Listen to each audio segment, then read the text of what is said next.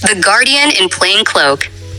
In the quiet valley lay the village of Green Hollow, surrounded by dense forests and rolling hills. Among the villagers lived an old woman named Mara. She wore a tattered brown cloak, sold simple herbs and roots by the roadside, and spoke very little. To the people of Green Hollow, she was nothing but a burden. They called her the useless old crone, whispered that she was a bringer of bad luck. Whenever anything went wrong, if a harvest failed, if a child fell ill, if money went missing, everyone would point their fingers at her at once. "It's her fault! That old woman cursed us!" they would shout. They laughed at her ragged clothes, mocked her for being poor and alone. Sometimes they would kick over her basket of herbs, throw stones at her, and drive her away. But Mara never fought back. She never argued or cursed them. She would just quietly pick up her things, wipe her tears, and forgive them in her heart. Once, a big fire broke out in the west part of the village. Before anyone could check what really happened, an angry mob surrounded Mara. They beat her and yelled that she started the fire to harm them. She could not even get a word in to defend herself, so she only ran to the cave at the edge of the forest and cried alone in the dark, bruised and heartbroken. The next morning, she was back again, as usual. She gathered wild fruits and left them at the doors of poor families, fixed broken fences for the elderly, and picked herbs to cure sickness, all without anyone asking or thanking her. But the villagers only grew more arrogant. They would say to each other, "Green Hollow will never have true peace as long as that woman stays here. Once she is gone, we will live happily and safely forever." Not long after, Mara stopped coming to the village. She was nowhere to be seen.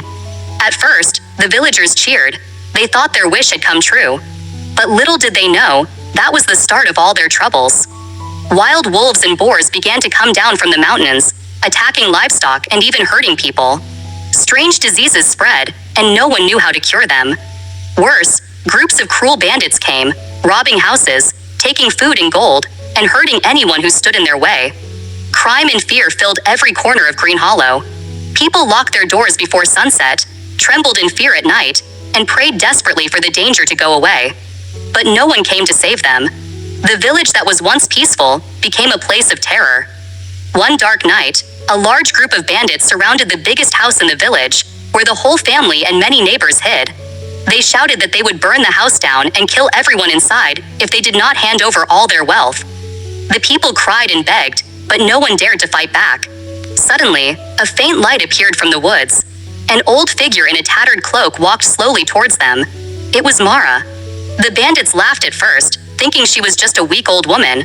But the next moment, Mara moved like the wind.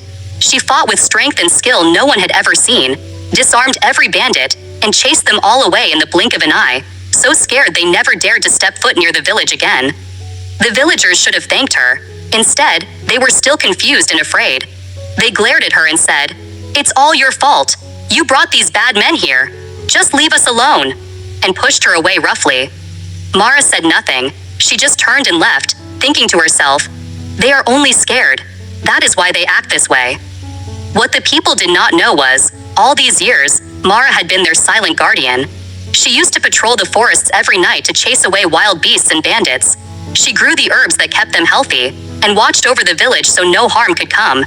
She did all this silently, never asking for anything in return. A few days later, the villagers saw with their own eyes what Mara did. They followed her and saw her go deep into the bandits' hideout alone, and force all of them to leave the valley for good. They also met an old soldier who passed by, who told them the truth. That old woman is the great hero Mara. Years ago, she led the army to defeat invaders and save this whole land.